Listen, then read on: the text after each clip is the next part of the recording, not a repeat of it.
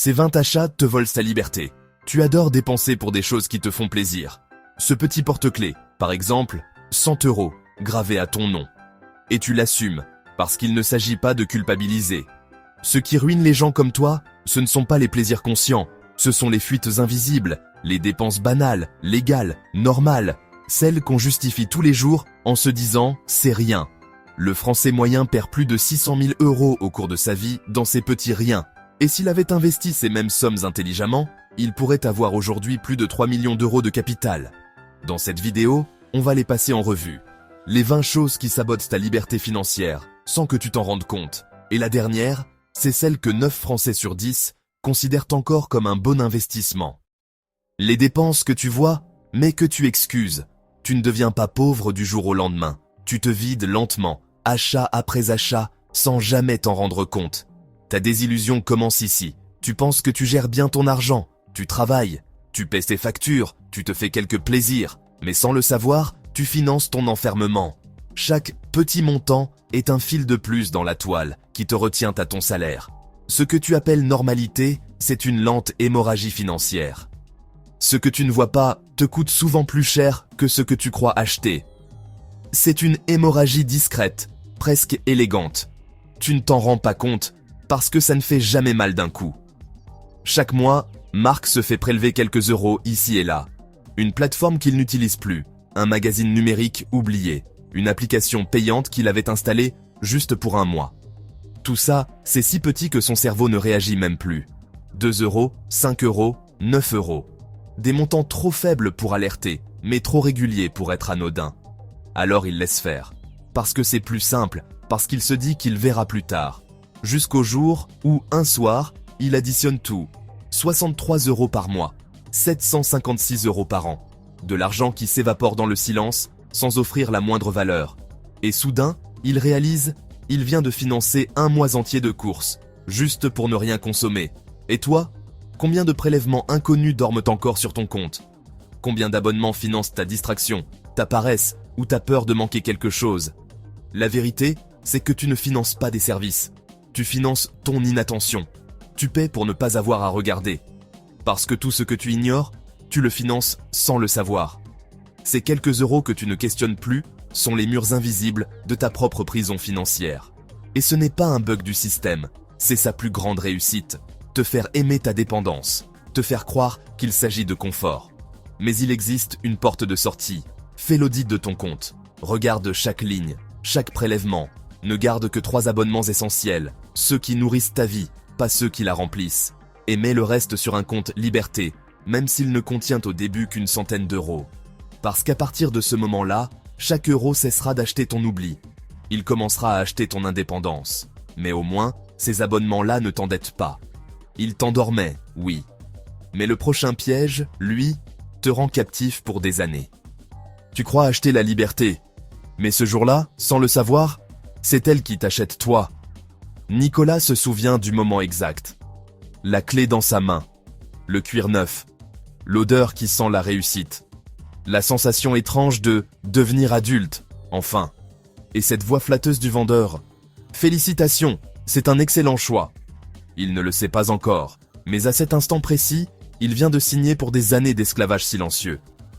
Pas à cause du prix affiché, mais à cause de tout ce qu'il ne voit pas. Les assurances, les entretiens, la taxe, la décote. Des centaines d'euros qui s'envolent chaque mois dans l'air climatisé du confort moderne. Les premiers jours, il regarde sa voiture comme un trophée. Quelques mois plus tard, elle devient juste un moyen de transport. Et un an après, elle n'est plus qu'un rappel de ce qu'il doit payer. Chaque trajet sent la contrainte. Chaque révision rappelle la facture. Et à chaque nouveau modèle qui sort, son cerveau recommence à rêver. Parce que dans ce jeu-là, on n'achète jamais une voiture. On achète une mise à jour de son ego. En France, un véhicule neuf perd en moyenne 20 à 25% de sa valeur dès la première année. Autrement dit, si tu as mis 30 000 €, tu viens d'en brûler 7 500, avant même d'avoir roulé 5 000 km. Et cette décote-là, aucun constructeur ne la mentionne dans ses publicités. Parce qu'elle ne se voit pas. Elle se ressent, lentement, chaque fois que tu regardes ton compte en fin de mois. La vraie phrase à retenir, c'est celle-ci. Ce que tu achètes pour prouver quelque chose finit toujours par te posséder. Alors Nicolas a fini par comprendre. Il a vendu la sienne. Il a pris une voiture simple, d'occasion, fiable. Pas pour paraître modeste, mais pour redevenir libre. Parce qu'il a réalisé que conduire sans dette, c'est ça, la vraie puissance. Pas le logo sur le volant, mais la tranquillité d'esprit au feu rouge. Et toi, combien de kilomètres encore comptes-tu parcourir pour fuir ton image ? Combien de mensualités restes-tu prêt à payer pour que les autres te voient comme quelqu'un de réussi ? Parce que la liberté ne se mesure pas à la puissance de ton moteur. Elle se mesure à ta capacité de dire non à l'illusion du luxe. Mais au moins, cette voiture t'emmène quelque part. Le prochain piège, lui, ne bouge pas. Il t'attend, posé sur ton bureau, et te promet de gagner du temps. Tout commence toujours par une petite envie. Pas une envie folle. Une envie raisonnable. Une montre connectée, un casque sans fil, une lampe design pour mieux travailler. Tu ne veux pas te faire plaisir. Tu veux juste te prouver que tu avances, que tu améliores ta vie un peu, quelque part. Elodie, elle, se disait la même chose. Un clic, 2 clics. Le panier se remplit. Et avec elle, cette microdose de satisfaction que le cerveau confond avec le bonheur. Chaque colis livré sonnait comme une récompense. Un petit shoot d'importance. Tu existes encore à chaque notification de livraison. Mais tu sais ce qu'elle n'a jamais remarqué ? C'est qu'à chaque ouverture de carton, l'excitation durait moins longtemps que la facture. Les objets s'accumulaient, mais son sentiment d'accomplissement, lui, diminuait. Parce que ces achats n'étaient pas faits pour durer. Ils étaient faits pour combler un vide que le marketing connaît mieux que toi. Le plus ironique, c'est que ce vide, on le cultive volontairement. On t'éduque à l'entretenir. On t'apprend à confondre plaisir avec progression. Et tu finis par acheter des choses, non pas parce qu'elles t'aident, mais parce qu'elles t'occupent. À la fin, tu ne possèdes rien. Tu accumules des preuves temporaires que tu ne t'écoutes plus. En France, les dépenses impulsives représentent jusqu'à 15% des achats en ligne chaque mois. C'est plus de 2000 € par an, juste pour anesthésier la sensation de stagnation. Et cette somme, si elle avait été investie, elle aurait doublé en 10 ans. Mais l'instantané est plus rassurant que l'avenir.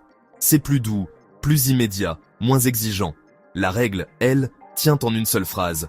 Tout ce que tu achètes pour te distraire te détourne de toi-même. Alors Elodie a fini par comprendre. Elle a vidé ses tiroirs, elle a vendu la moitié de ses gadgets, et avec chaque vente, elle a ressenti quelque chose qu'elle n'avait pas connu depuis longtemps, le silence. Pas celui du manque, non. Celui du contrôle retrouvé. Et toi, combien d'objets inutiles as-tu acheté juste pour sentir que ta vie bougeait ? Combien de petits plaisirs t'ont fait perdre la grande satisfaction de ne rien devoir à personne ? Mais au moins, ces gadgets finissent par s'éteindre. Le prochain piège, lui, t'accompagne partout. Tu le tiens dans la main en ce moment même. C'est toujours le même rituel. Tu le déballes lentement. Tu sens son poids, tu admires ses bords, tu allumes l'écran, tu souris. Parce qu'à cet instant précis, tu as l'impression d'être à jour, connecté, moderne. Tu ne viens pas d'acheter un téléphone, tu viens d'acheter l'illusion d'un nouveau départ. Antoine se disait la même chose. Chaque fois qu'un modèle sortait, il se convainquait qu'il en avait besoin. Un appareil photo plus net, une batterie plus longue, une promesse de mieux vivre, de gagner du temps. Mais tu sais ce qu'il n'a jamais remarqué, c'est que chaque nouvelle version durait de moins en moins longtemps. Pas techniquement, psychologiquement. Le plaisir s'usait avant même que l'écran ne se raye. Alors, il changeait encore, et encore, jusqu'à ce que le tiroir de son bureau devienne un cimetière de téléphones presque neufs. Des centaines d'euros alignés, inutiles, muets. Chacun portait une promesse brisée. Cette fois, tu seras plus heureux. Mais la vérité, c'est que le smartphone n'est pas un outil. C'est un prolongement de ton anxiété. Il te donne l'illusion d'être libre, tout en t'enchaînant à tout ce que tu redoutes. Les comparaisons, les distractions, la dépendance. Ce n'est pas un écran, c'est un miroir. Un miroir qui te montre à quel point tu ne supportes plus le silence. En France, le cycle moyen de remplacement d'un smartphone est tombé à 26 mois.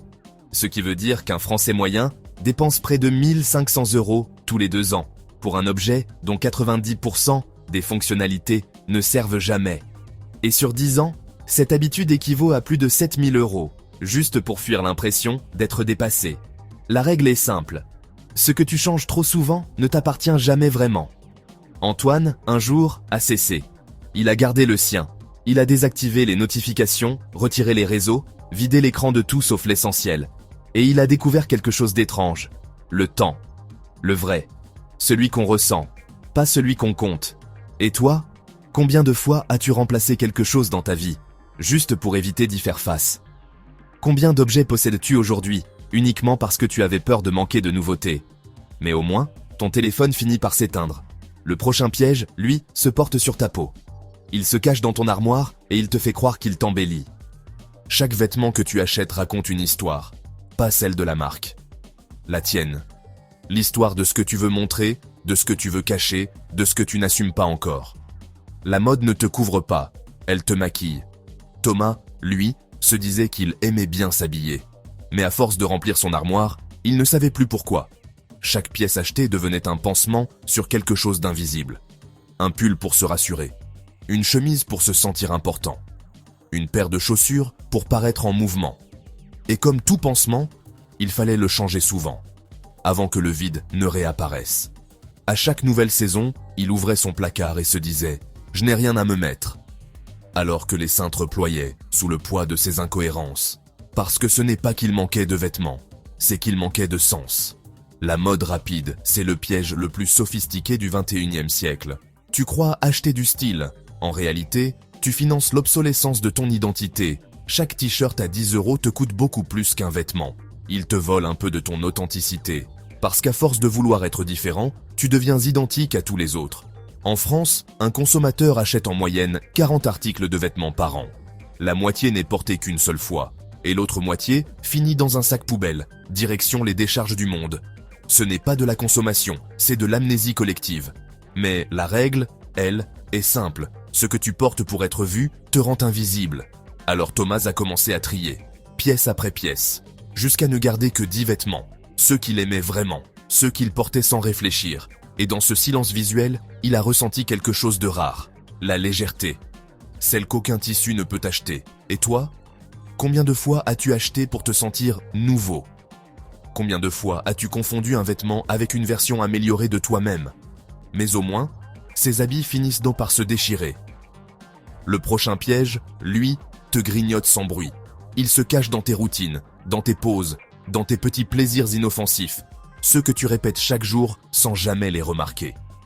Ce n'est pas un grand achat, ce n'est jamais un grand achat. C'est un café pris en vitesse, une livraison commandée pour se simplifier la vie, un repas à 18 € parce que tu as eu une journée compliquée.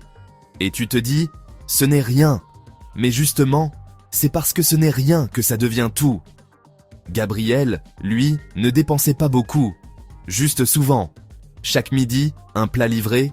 Chaque après-midi, un café pour se détendre un peu. Chaque soir, une petite commande pour ne pas cuisiner ce soir. Et à la fin du mois, sans s'en rendre compte, il avait offert plus de 200 € à des marques qu'il ne connaissait même pas. 200 €, ce n'est pas une fortune. Mais sur une année, c'est plus de 2400 €. Et sur 10 ans, c'est une épargne entière qu'il a avalée sans fin. Ce n'est pas de la gourmandise, c'est de la fatigue. Tu ne payes pas pour manger, tu payes pour ne pas avoir à réfléchir, pour ne pas sentir la lassitude, pour ne pas affronter le vide entre deux journées. Ce n'est pas un acte financier, c'est un réflexe émotionnel. Et le pire, c'est qu'il est socialement validé. On appelle ça se faire plaisir. Mais c'est un plaisir sans mémoire. Tu l'oublies dès la première bouchée. Il ne te laisse rien, à part un ticket de caisse et un peu plus de dépendance. Le vrai coût de ces petites dépenses, ce n'est pas l'argent. C'est la perte de ton autorité intérieure. À chaque fois que tu cèdes à la paresse, tu éduques ton cerveau à te dominer. Et tu t'enchaînes à ton propre confort comme à une laisse invisible. En France, un individu dépense en moyenne plus de 3000 € par an en restauration rapide, café et livraison. 3000 € pour acheter des minutes de réconfort et perdre des années de liberté. La règle, elle, est brutale, mais juste. Ce que tu délègues à la flemme, tu le payes avec ta souveraineté. Alors, Gabriel a arrêté les livraisons. Il a recommencé à cuisiner. Au début, il détestait ça. Mais très vite, il a redécouvert un goût qu'il avait oublié. Celui de faire quelque chose pour lui. Un repas simple, préparé lentement, sans distraction. Et dans ce silence, il a ressenti un pouvoir qu'aucune commande ne lui avait jamais donné. Le contrôle. Et toi ? Combien d'argent verses-tu chaque mois pour échapper à 5 minutes de fatigue ? Combien de petits plaisirs payes-tu pour te prouver que tu as encore un peu d'énergie ? Mais au moins, ces cafés finissent par se refroidir. Le prochain piège, lui, ne s'arrête jamais. Parce qu'il ne se boit pas, il se signe. Et il t'attache. Chaque piège commence toujours par une promesse. Et celle-ci est la plus belle de toutes. Payer plus tard. Simple, douce, rassurante. Tu n'as plus besoin d'attendre. Tu n'as plus besoin de choisir. Tu peux tout avoir maintenant, sans douleur. Le piège n'est pas dans le taux d'intérêt. Il est dans la psychologie. Lucas, lui, n'a jamais eu de dette grave. Juste quelques achats en 3 fois. Un ordinateur pour le travail. Une télévision pour se détendre un peu.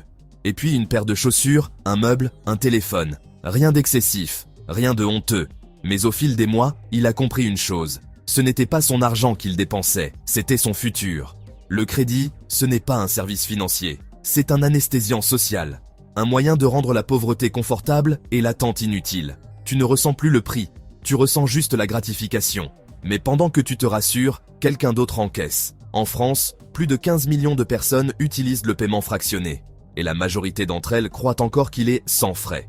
Mais le vrai coût, ce n'est pas les intérêts cachés. C'est la dépendance. Parce que plus tu repousses le paiement, plus tu t'habitues à ne plus différer ton désir. Et c'est là que tu perds le pouvoir. Tu ne décides plus quand tu achètes, c'est le système qui décide quand tu veux. Un jour, Lucas a voulu s'arrêter. Il a voulu repayer tout d'un coup, mais son compte n'a pas suivi. Il n'avait plus de marge, plus de réserve, plus d'air. Alors il a compris. Il n'était plus client, il était captif. Le crédit, ce n'est pas une dette financière, c'est une dette mentale. Chaque plus tard te prive d'un maintenant. Chaque 3 fois sans frais t'apprend à remettre à demain ta discipline, ton courage, ta liberté. La règle, elle, tient en une phrase. Chaque fois que tu paies plus tard, tu deviens un peu moins libre aujourd'hui. Alors Lucas a tout arrêté. Il a recommencé à payer comptant, même quand c'était dur. Parce qu'il voulait ressentir à nouveau la valeur des choses. Et pour la première fois depuis des années, il a ressenti une émotion qu'aucun achat ne lui avait donnée. Le poids du vrai choix. Et toi ? Combien de choses possèdes-tu aujourd'hui ? Que ton futur n'a pas encore fini de payer ? Combien de fois t'es-tu convaincu que ce n'était pas grand-chose, juste pour ne pas affronter la réalité de ton manque de patience ? Tu crois que tu conduis ta vie, mais si tu regardes bien ton compte, tu verras peut-être que tu ne tiens plus le volant. Et le pire, c'est que tu roules à toute vitesse vers le piège que tout le monde appelle encore la réussite. Tu viens de voir comment on t'apprend à te vider sans douleur. Pas en te volant de l'argent, non. Mais en t'apprenant à aimer le fait d'en perdre un peu chaque jour. Ces petits gestes normaux, ces plaisirs inoffensifs, ces paiements légers. C'est tout cela qui t'enchaîne lentement à la survie. Pas par la force, mais par la répétition. Tu pensais que les pièges de l'argent étaient extérieurs. Mais tu viens de comprendre que la véritable prison est intérieure. Elle commence dans la tête, dans la façon dont tu justifies, dans la manière dont tu rationalises, dans cette phrase que tout le monde répète. Ce n'est pas si grave. Et c'est là que le jeu devient dangereux. Parce que le système ne se contente plus de te faire acheter. Il t'a convaincu que tes mauvaises décisions sont raisonnables. Il a fait passer la prudence pour de la sagesse, la conformité pour de la responsabilité, et la soumission pour de la stabilité. Tu crois être prudent, mais en réalité, tu finances ta peur. Tu crois être rationnel, mais tu es juste prévisible. Et tu crois être libre, mais tu joues encore avec des règles écrites par d'autres. La suite de ce voyage, ce n'est plus une question de dépenses, c'est une question de croyance, de toutes ces vérités qu'on t'a inculquées, celles que tu ne remets plus en question, parce que c'est là, précisément, que se cachent les fuites les plus coûteuses. Et la prochaine partie va te le prouver.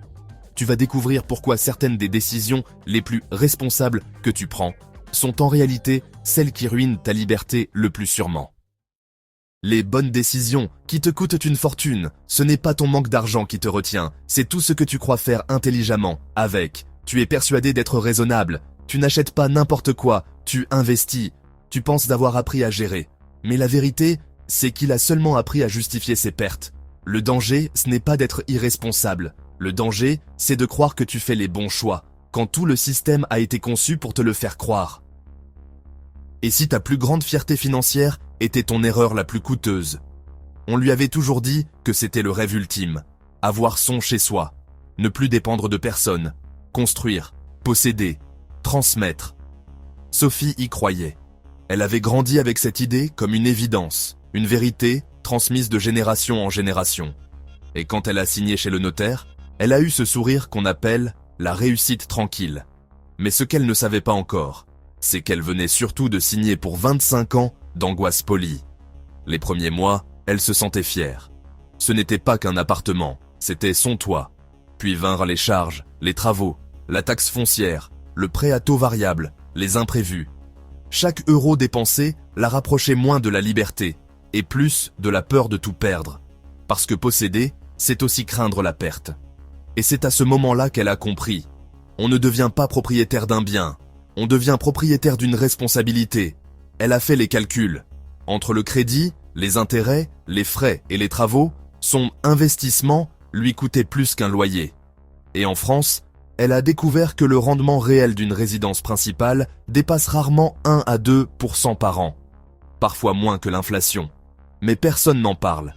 Parce qu'ici, posséder, c'est sacré, c'est moral, c'est rassurant. Et surtout, c'est ce que tout le monde fait. Alors Sophie s'est posé une question que personne ne posait. Et si ce rêve n'était pas le mien? Et dans cette simple phrase, il y avait toute la rupture. Parce que ce qu'elle appelait sécurité n'était peut-être qu'une autre forme de cage. Une cage bien entretenue, avec des murs neufs et des rideaux assortis. La règle est simple. Ta maison n'est pas ton refuge si elle t'empêche de bouger. Alors Sophie a fait ce qu'aucun conseiller ne recommande. Elle a vendu. Et avec cet argent, elle n'a pas racheté plus grand. Elle a acheté du temps, de la souplesse, la possibilité de partir quand elle veut. Et ce jour-là, elle a compris que la vraie richesse, ce n'est pas d'avoir un toit, c'est de pouvoir changer de ciel. Et toi? Combien d'années es-tu prêt à enfermer dans des murs juste pour avoir l'air d'avoir réussi? Combien de rêves as-tu laissé mourir dans un prêt à taux fixe? Mais la vraie illusion, ce n'est pas la brique. C'est la peur qu'on t'a inculquée depuis toujours, celle de perdre ce que tu n'as pas encore fini de payer. Et c'est elle qui mène au prochain piège, celui qu'on t'impose, non pas par la dette, mais par la peur. La peur te coûte plus cher que le risque. Camille pensait être prévoyante. Elle se disait « Je suis prudente, organisée, responsable ». Chaque fois qu'on lui proposait une protection supplémentaire, elle acceptait. Une extension de garantie, une couverture en cas de casse, une assurance voyage, une option premium au cas où. Parce qu'on lui avait appris à avoir peur. Pas de la vie, non, mais de tout ce qu'elle ne peut pas contrôler. Et au fond, elle n'achetait pas des garanties. Elle achetait du soulagement, quelques secondes d'apaisement au moment de signer, la certitude illusoire d'avoir fait le bon choix. Mais tu sais ce que personne ne lui disait? C'est que 9 fois sur 10, ces assurances ne serviraient en jamais. Elles existeraient juste pour maintenir son inquiétude à flot, la peur de ce « si jamais » qui ne vient jamais. Un jour, en triant ses relevés, elle a tout additionné. Une petite somme ici, une autre là. Et au total, plus de 600 € par an dépensés pour des protections redondantes. Certains contrats faisaient doublon avec son assurance habitation, d'autres étaient déjà inclus dans sa carte bancaire. Elle payait plusieurs fois pour le même risque. Et le pire, elle se sentait encore vulnérable. Parce que ces assurances ne vendent pas de la sécurité. Elles vendent la peur de ne pas en avoir. C'est un commerce émotionnel. Elle prospère sur ton incapacité à accepter l'incertitude. La règle, elle, est brutale. Tu ne payes pas pour éviter le danger, tu payes pour repousser la paix. Alors Camille a décidé de reprendre le pouvoir.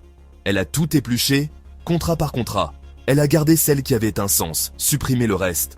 Et à mesure que les prélèvements disparaissaient, elle a ressenti un calme nouveau. Pas celui qu'on t'achète, mais celui qu'on reconquiert. Et toi? Combien de fois as-tu signé non pas par besoin, mais par peur? Combien d'euros verses-tu chaque année à ton angoisse, juste pour ne pas avoir à la regarder? Le plus dangereux, ce n'est pas la perte, c'est de payer éternellement pour te rassurer de ne pas perdre. Et cette peur-là, certains savent très bien l'exploiter. Le prochain piège porte un costume, un badge, un sourire, et il te dit qu'il travaille pour ton bien. Celui qui gère ton argent ne travaille pas pour toi. Il vit grâce à toi. Léa croyait avoir trouvé un allié, quelqu'un qui connaissait les chiffres mieux qu'elle, quelqu'un à qui elle pouvait confier son argent et un peu de sa tranquillité. Chaque rendez-vous à la banque commençait de la même façon. Un sourire rassurant, une poignée de main sincère, des mots qui sonnaient juste. On va sécuriser vos économies. Mais la sécurité, elle ne savait pas encore qu'elle allait la payer toute sa vie. Tout semblait logique. Des placements prudents, une assurance vie, une gestion personnalisée. Rien de risqué, tout bien encadré. Et pourtant, année après année, son épargne stagnait. Elle se disait que les marchés étaient instables, que c'était normal. Jusqu'au jour où elle a lu la ligne qu'elle n'avait jamais vraiment regardée, 1,2% de frais de gestion. C'est peu, non? Juste un petit pourcent. Mais en 25 ans, ce petit pourcent, c'est près de 30% de ses rendements disparus. Silencieusement, automatiquement, légalement. Léa a compris ce jour-là que son conseiller ne travaillait pas pour elle. Il travaillait grâce à elle. Chaque année, elle croyait investir. Mais en réalité, elle subventionnait son confort à lui. Ses primes, ses commissions, son bureau climatisé. Et la banque, elle, n'avait jamais besoin de voler personne. Elle a juste appris à sourire pendant que tu signes. C'est plus élégant, plus efficace, plus durable. Parce qu'il n'y a pas de plus grande arnaque que celle qu'on t'apprend à appeler service. On t'offre un café, on t'explique des courbes, on te félicite d'être raisonnable. Et pendant que tu te sens protégé, ton argent, lui, s'évapore. La règle est simple. Ceux qui gèrent ton argent ne te volent jamais de face. Ils te remercient de dos. Alors Léa a fermé ses comptes. Elle a repris le contrôle, ligne par ligne, contrat par contrat. Elle a découvert les alternatives, les ETF, les PEA à faible frais, les supports simples, transparents.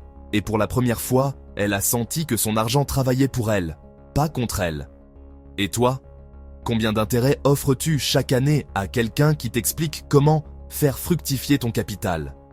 Combien de fois as-tu confondu compétence et dépendance? La plupart des gens ne se font pas voler leur argent. Ils le donnent en échange d'un peu de certitude. Et ce besoin de certitude, c'est la faille la plus rentable du monde. Le prochain piège, lui, ne se trouve pas dans une banque. Il commence dans une salle de classe, et parfois, il coûte toute une jeunesse. Tu penses acheter ton avenir. En réalité, tu l'hypothèques. Inès avait tout bien fait. Elle avait suivi le chemin qu'on lui avait tracé. De bonnes notes, un bon dossier, une école réputée. Elle avait entendu toute sa vie la même phrase. Fais des études, et tu n'auras jamais à te soucier de l'argent. Alors elle y a cru. Elle a emprunté. Elle a investi dans son avenir comme on achète une promesse. Pendant des années, elle a travaillé sans relâche. Des nuits blanches, des concours, des sacrifices. Et le jour où elle a reçu son diplôme, elle s'est sentie invincible. Un papier, une signature, un symbole de sécurité. Mais quelques années plus tard, ce même diplôme était devenu un poids. Parce qu'il ne lui avait pas acheté la liberté. Il lui avait juste offert un poste dans une cage plus jolie.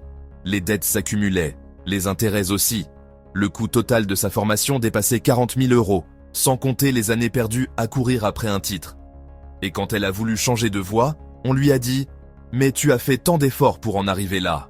Alors elle a continué, non pas par conviction, mais par culpabilité.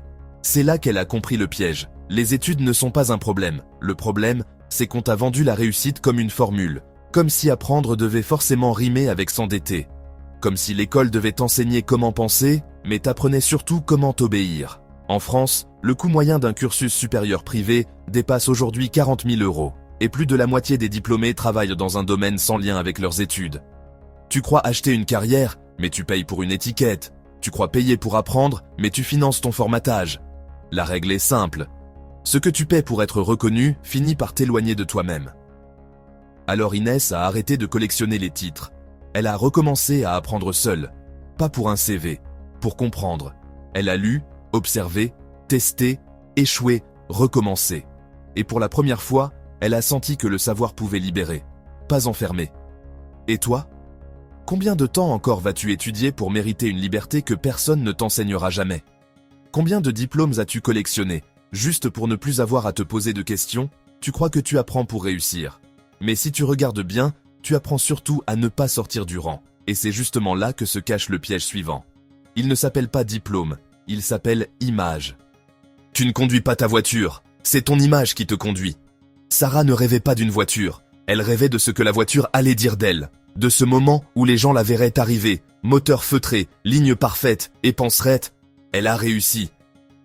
Ce n'était pas un moyen de transport, c'était une mise en scène, et comme toute mise en scène, elle coûtait plus qu'elle ne rapportait.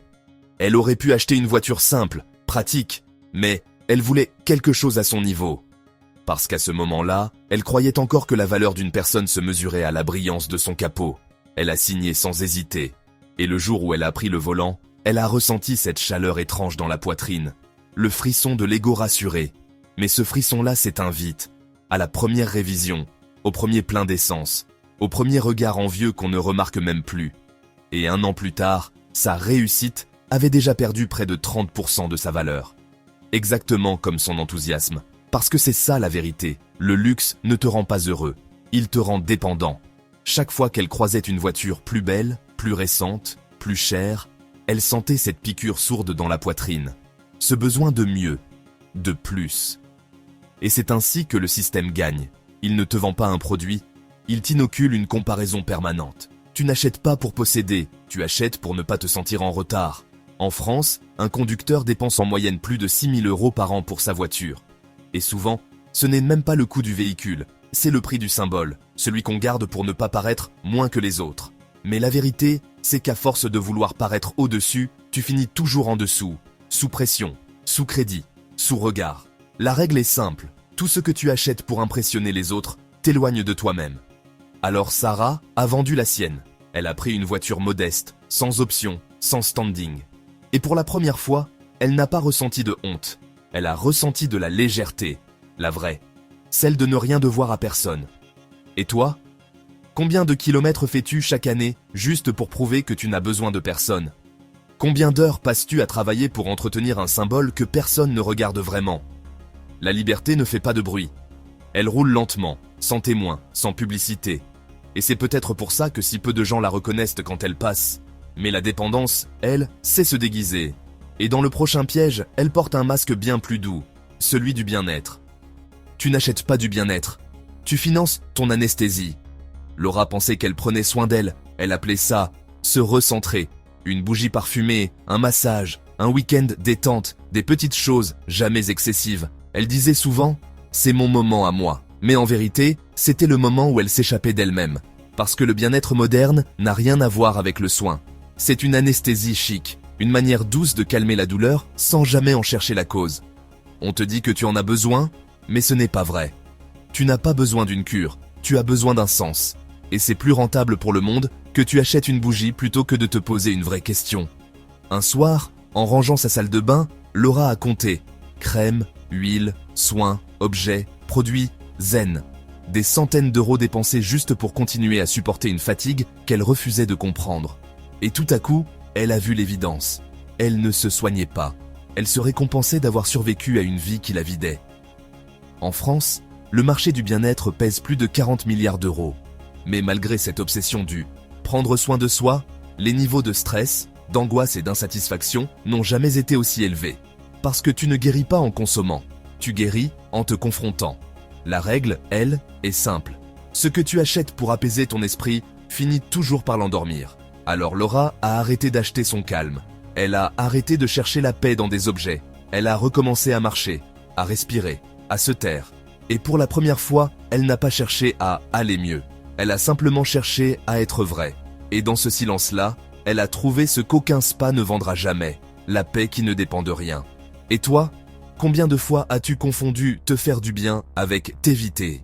Combien de fois as-tu acheté du calme parce que tu avais peur de ce que le silence allait te dire ? Mais au moins, les bougies finissent par s'éteindre. Le prochain piège, lui, ne s'éteint jamais. Parce qu'il porte le nom le plus séduisant du monde moderne, la productivité.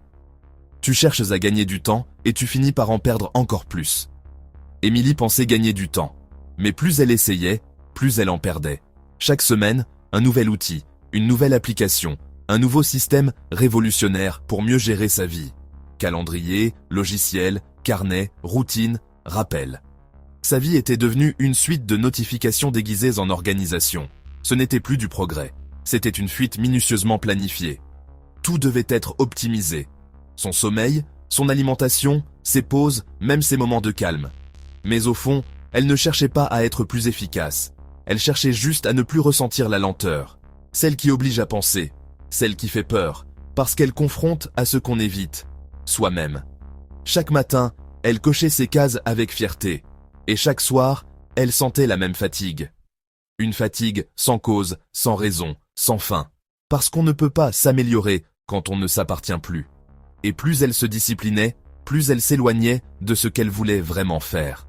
Le monde lui avait vendu la productivité comme une vertu. Mais ce n'était pas une vertu. C'était une religion. Et comme toute religion, elle exige des sacrifices. Le repos, la spontanéité, la lenteur, la présence. Tout ce qui fait de toi un être humain. En France, un cadre dépense en moyenne plus de 1 200 € par an en outils de productivité. Et pourtant, 8 sur 10 affirment manquer de temps. Tu vois le paradoxe? Plus tu cherches à maîtriser ton temps, plus tu lui appartiens. La règle, elle, est limpide. Ce que tu veux contrôler finit toujours par te contrôler. Alors Émilie a tout supprimé. Les applis, les rappels, les to-do list. Elle a gardé un carnet, un stylo et une règle. Une seule chose par jour, mais faite pleinement. Et dans cette simplicité, elle a redécouvert ce que la productivité lui avait volé. La présence. Et toi? Combien d'outils utilises-tu pour éviter de te demander ce que tu veux vraiment accomplir? Combien d'alarmes as-tu programmées pour te rappeler de vivre? Tu crois chercher le contrôle. Mais ce que tu cherches vraiment, c'est le sens. Et le sens ne s'optimise pas, il se retrouve. Et c'est là que commence la dernière partie. Celle où le masque tombe. Parce que certaines décisions n'ont plus rien d'émotionnel. Elles sont mathématiquement absurdes, et pourtant, tout le monde continue de les prendre. Tu pensais que tu cherchais la sécurité. Mais ce qu'elle cherchait vraiment, c'était une permission de ne plus avoir peur. Elle a essayé la possession, la prudence, la productivité, le confort. Et à chaque fois, elle s'est retrouvée plus fatiguée, plus dépendante, plus enfermée. Parce que le système n'a jamais voulu ton échec. Il a besoin que tu continues à essayer. Encore. Et encore. En croyant que cette fois, ce sera différent. Mais la vérité, c'est que la peur a changé de visage. Avant, elle se voyait. Aujourd'hui, elle s'habille en raison, en sagesse, en bon sens. Tu crois être prudent, mais tu fais juste ce qu'on t'a appris à faire. Préserver le peu que tu as, pendant que d'autres multiplient ce qu'ils possèdent. Tu crois éviter les risques, alors qu'en réalité, tu vis dedans. Jusqu'ici, tu as vu les pièges émotionnels, ceux qui te séduisent, te flattent, te rassurent. Mais ce qui vient maintenant est plus dangereux. Parce que ces pièges-là ne jouent plus avec tes sentiments. Ils jouent avec les chiffres. Et les chiffres, eux, ne mentent jamais. Les illusions précédentes te coûtèrent des habitudes. Celles qui arrivent vont te coûter des décennies. Elles te voleront ta croissance, ton futur, ta marge de manœuvre. Elles ne se ressentent pas, elles se calculent. Et c'est pour ça que presque personne ne les voit venir. La troisième partie ne te parlera plus d'émotions. Elle va te parler de mathématiques, de ce que les chiffres révèlent quand on ose enfin les regarder en face. Et c'est souvent à ce moment-là qu'on comprend la vérité la plus violente. Le système ne t'exploite pas. Il t'utilise avec ton consentement. Ce que tu crois rentable ne l'est pas. Tu crois que tu gagnes. En réalité, tu perds, lentement, silencieusement, mais à coup sûr. Tu penses que tu as tout compris. Il a coupé ses abonnements, réduit ses achats, remis en question ses croyances. Mais ce qu'il ignore, c'est que même ses décisions logiques sont piégées par la façon dont il raisonne. Le système ne t'a pas volé ton argent, il t'a appris à mal compter. Un seul % peut détruire 30 ans d'efforts. Julien se croyait prudent, pas joueur, pas risqué, pas naïf. Il mettait simplement son argent là où il est en sécurité. Un conseiller de confiance, un bon rendement, une gestion professionnelle. Et chaque année, son portefeuille semblait bien se porter. Sauf que les chiffres, eux, racontaient une autre histoire. Un soir, il a décidé de comprendre. Pas par méfiance, mais par curiosité. Il a ouvert son relevé, regardé ligne après ligne. Et il l'a vu. 1,8% de frais de gestion. Une petite ligne anodine. Rien de choquant, juste quelques mots techniques qu'il n'avait jamais vraiment lus. Mais en calculant, tout a basculé. Sur 20 ans, cette petite ponction représentait près de 40% de son rendement total. 40%, c'est ce qu'il aurait pu garder. C'est ce qu'il a offert, sans le savoir, à la banque, en échange d'une illusion de sécurité. Et là, il a compris, les banques ne te volent pas. Elles t'apprennent à trouver normal de te faire ponctionner lentement. Elles te parlent de prudence, mais elles vivent de ta passivité. Elles veulent que tu dormes tranquille, parce qu'un client qui dort rapporte mieux qu'un client qui apprend. En France, plus de 60% des épargnants placent encore leur argent dans des produits bancaires à frais élevés. Assurance vie traditionnelle, fonds euros, gestion pilotée. Et pourtant, la majorité d'entre eux ne battent même pas l'inflation. Tu ne gagnes pas, tu perds, mais proprement, avec un sourire et un relevé bien présenté. La règle, elle, est simple. Ce que tu délègues à un système opaque finit toujours par t'appartenir en moins. Alors Julien a fermé ses contrats. Il a repris la main. Il a appris les ETF, les PEA. les index funds à faible frais. Et pour la première fois, il a vu son argent grandir sans intermédiaire.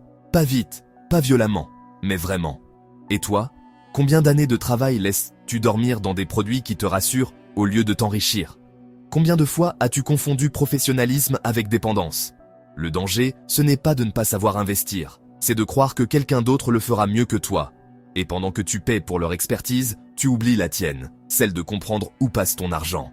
Mais la prochaine illusion, elle, est plus subtile. Elle ne se cache pas dans les chiffres. Elle se cache dans ta maison, là où ton argent, ton temps et ta fierté s'effondrent ensemble. Tu rénoves ta cage dorée en pensant investir. Claire ne voulait pas plus, elle voulait mieux. Un salon plus clair, une cuisine comme dans les magazines, une salle de bain refaite pour se sentir bien chez soi. C'était un projet raisonnable, presque symbolique. Elle se disait, ce n'est pas une dépense, c'est un investissement. Mais chaque petite amélioration finissait toujours par une facture plus lourde, un devis prolongé, un « tant qu'à faire, autant le faire bien ». Un chantier, puis un autre. Un artisan, puis deux. Et au bout de 6 mois, son petit rafraîchissement s'était transformé en 40 000 € de travaux. 40 000 € pour changer de décor. Pas de vie. Et quand tout fut terminé, elle eut cette impression étrange. Rien n'avait vraiment changé. Le vide intérieur, lui, était resté exactement au même endroit. C'est à ce moment-là qu'elle a compris. Elle ne rénovait pas pour vivre mieux. Elle rénovait pour ne pas avoir à changer autre chose. C'est ça, le piège du confort. Il te fait croire que ton environnement est la cause de ton inconfort intérieur.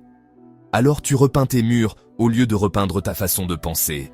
En France, les foyers dépensent en moyenne près de 30 000 € en travaux et rénovations non essentielles tous les 5 ans. Et le retour sur investissement, lui, dépasse rarement 1 à 2%, parfois même moins quand le bien est revendu trop tard. Tu crois améliorer la valeur de ta maison, mais souvent, tu améliores juste la rentabilité des entreprises qui vendent tes rêves. La règle est simple, ce que tu rénoves pour combler un vide finit toujours par l'élargir. Alors Claire a arrêté de tout refaire. Elle a gardé ses murs tels qu'ils étaient. Elle a investi dans autre chose, du silence, de la clarté, du sens. Et à sa grande surprise, son intérieur s'est apaisé avant même que son décor ne change. Parce que parfois, ce qu'il faut rénover, ce n'est pas ta maison, c'est ton rapport à la suffisance. Et toi, combien de fois as-tu refait ton environnement juste pour ne pas te confronter à ta lassitude?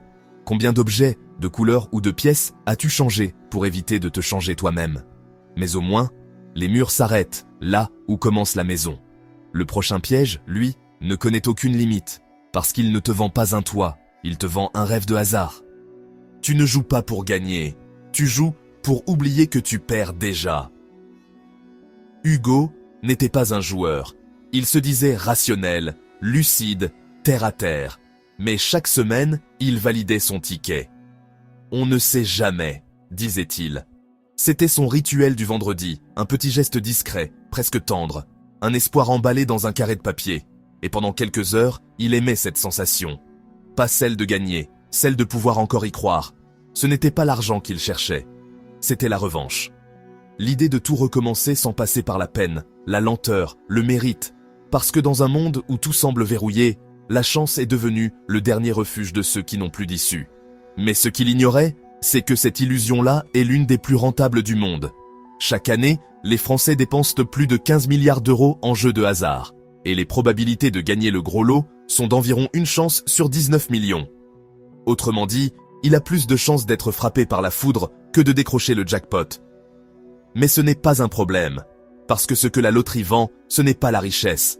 C'est la permission de rêver sans agir, et c'est là que le piège devient psychologique. Tu ne joues pas parce que tu y crois, tu joues parce que tu n'y crois plus. Tu joues pour maintenir l'idée que le miracle est encore possible, pendant que tu continues à vivre comme si rien ne pouvait changer. La règle, elle, est simple. Chaque fois que tu espères sans plan, tu finances ton immobilité. Alors Hugo a arrêté. Pas par cynisme, par lucidité.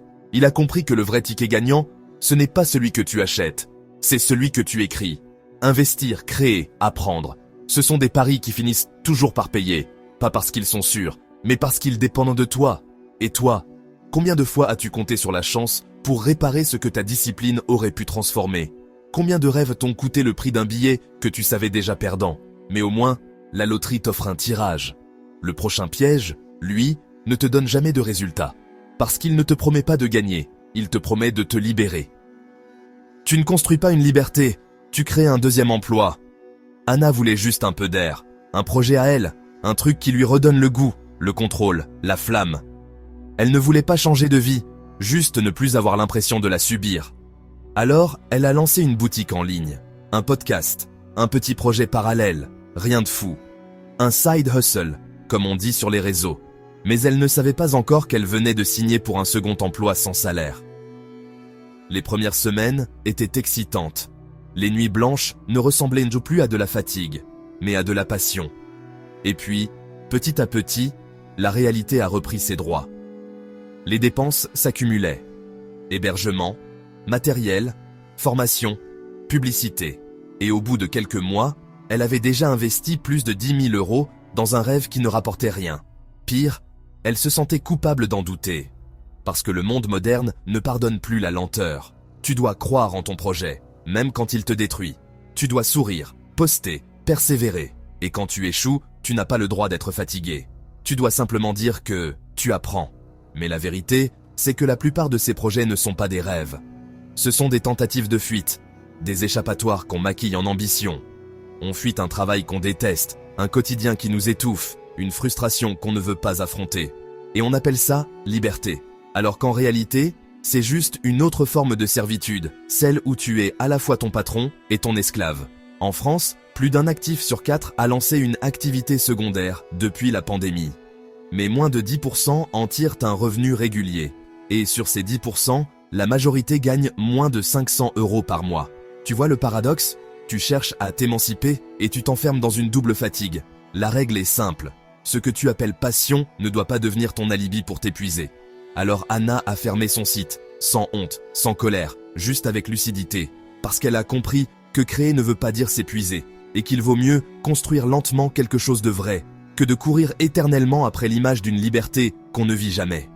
Et toi, combien de fois as-tu confondu le travail sur un projet avec le travail sur toi-même ? Combien d'énergie brûlée à tenter de tout faire sans jamais te demander pourquoi tu le faisais ? Mais au moins, ces projets finisseraient par s'arrêter. Le prochain piège, lui, ne s'arrête jamais. Parce qu'il ne te promet pas d'entreprendre. Il te promet de t'enrichir. Ce n'est pas un investissement. C'est un pari sur ton impatience. Paul n'était pas du genre à courir après la mode. Mais un jour, il a eu peur. Peur d'être en retard. Tout le monde parlait de crypto, d'IA, de start-up, de nouvelles opportunités. Les vidéos promettaient des rendements à 2 chiffres. Les forums débordèrent de réussites éclairs. Et à force d'entendre les autres s'enrichir, il a fini par se dire qu'il n'avait plus le droit d'attendre. Alors, il s'est lancé, sans vraiment comprendre. Une application, un graphique, un clic. Les premiers jours, tout montait. Son portefeuille aussi, et avec lui, son ego. Il se sentait intelligent, visionnaire, différent. Mais quelques semaines plus tard, tout s'est effondré. Pas seulement la valeur, sa confiance aussi. Parce que dans ce jeu-là, tu ne perds pas ton argent. Tu perds ton calme. Il avait oublié une chose. Tout ce qui monte trop vite s'effondre encore plus fort. Et pendant qu'il regardait ses placements s'évaporer, il a compris ce qu'aucune vidéo ne dit jamais. Tu ne joues pas contre le marché, tu joues contre ton propre cerveau. Ce n'est pas ton portefeuille qui est instable. C'est ton impatience. En France, plus d'un investisseur sur 2 a perdu de l'argent sur des placements à la mode depuis 5 ans. Pas parce que le marché est injuste, mais parce qu'ils ont cru à la vitesse plus qu'à la logique. Et c'est ça, le vrai piège. La cupidité, ce n'est pas vouloir plus. C'est refuser d'attendre. La règle est simple. Ce qui t'excite te ruine toujours plus vite que ce qui t'ennuie. Alors, Paul a tout revendu. Il a arrêté de suivre les tendances, les influenceurs, les prédictions. Il a choisi la lenteur, les ETF, la constance, le rendement discret. Et pour la première fois, il a ressenti une émotion qu'il n'avait jamais connue, la paix financière. Parce qu'il avait compris que le but, ce n'est pas de battre les autres, c'est de ne plus se battre soi-même. Et toi, combien d'opportunités t'ont coûté plus cher que ton attente ? Combien de fois as-tu confondu bouger avec progresser ? Mais au moins, les marchés finissent par se calmer. Le dernier piège, lui, ne s'arrête jamais. Parce qu'il n'a rien à voir avec les modes, ni les chiffres. Il est plus silencieux, plus insidieux, plus lent. C'est celui où ton argent dort. Et où, pendant que tu dors aussi, tu deviens pauvre sans t'en rendre compte. Ce que tu ne fais pas avec ton argent te coûte plus cher que tout ce que tu fais avec. Nora croyait être prudente. Elle se disait « Au moins, moi, je ne prends pas de risques. » Son argent dormait tranquillement sur son compte épargne, un petit matelas pour les imprévus. Et chaque mois, elle regardait les chiffres stagner avec un sentiment de sécurité. Ce n'était pas grand-chose, mais c'était là, visible, stable. Et c'est justement ça, le piège. Ce qu'elle ne voyait pas, c'est que pendant qu'elle ne faisait rien, tout le reste bougeait. Les prix, les taux, la vie. L'inflation grignotait lentement son pouvoir d'achat, un peu chaque jour, sans jamais prévenir. Et au bout de quelques années, elle a fait le calcul. Ce qu'elle avait soigneusement gardé avait perdu plus de 20% de sa valeur réelle. Pas parce qu'elle avait fait une erreur, mais parce qu'elle avait cru que ne rien faire, c'était se protéger. La vérité, c'est que ton argent dort rarement seul. Pendant qu'il s'endort, quelqu'un d'autre, quelque part, le fait travailler. Les banques, les marchés, les États. Et pendant que tu dors sur ta sécurité, tu finances leur croissance. Pas la tienne. Le monde adore les épargnants passifs. Ils sont polis, prévisibles et silencieux. En France, plus de 1000 milliards d'euros dorment encore sur des comptes qui rapportent moins que l'inflation. Et chaque année, c'est l'équivalent de dizaines de milliards d'euros de valeur réelle qui disparaissent. Discrètement, poliment, avec ton consentement. La règle, elle, est simple. L'argent qui ne bouge pas se venge toujours de celui qui le garde. Alors, Nora a bougé. Pas pour devenir riche, mais pour redevenir vivante. Elle a investi lentement, sagement. Pas pour gagner, mais pour participer. Parce qu'elle a compris que la vraie perte n'était pas celle de l'argent, c'était celle du temps. Et que pendant des années, elle avait protégé son argent au lieu de protéger sa vie. Et toi? Combien de rêves ton argent aurait déjà pu financer s'il avait cessé de dormir? Combien de libertés as-tu reportées en attendant que le bon moment arrive? La liberté ne naît pas de ce que tu gagnes, elle naît de ce que tu fais circuler. Et le vrai secret de la richesse, ce n'est pas de faire fructifier ton argent. C'est de comprendre que chaque euro est un serviteur du temps. Le tien. Jusqu'ici, tu as vu où ton argent s'échappe. Pourquoi tes choix responsables t'enchaînent. Et comment des décisions mathématiquement justes peuvent détruire ta liberté. Tu as compris que la pauvreté n'est pas une question de revenus, mais de stratégie invisible. Et surtout, tu as pris conscience d'une chose. Ce ne sont pas tes dépenses qui te ruinent.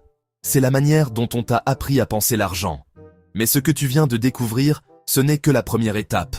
Tu as fermé les fuites extérieures, oui, mais si tu t'arrêtes ici, tu continueras à gaspiller ton énergie, ton temps et ta valeur. Parce que le vrai piège n'est pas dans ton compte en banque, il est dans ton esprit. Il y a encore 8 habitudes qui te gardent prisonnier sans même que tu les remarques. Des réflexes que tu crois normaux, mais qui t'empêchent de t'élever, de gagner, d'oser. Et tant que tu les répéteras, tu resteras coincé dans la même roue que ceux qui confondent travail et progrès.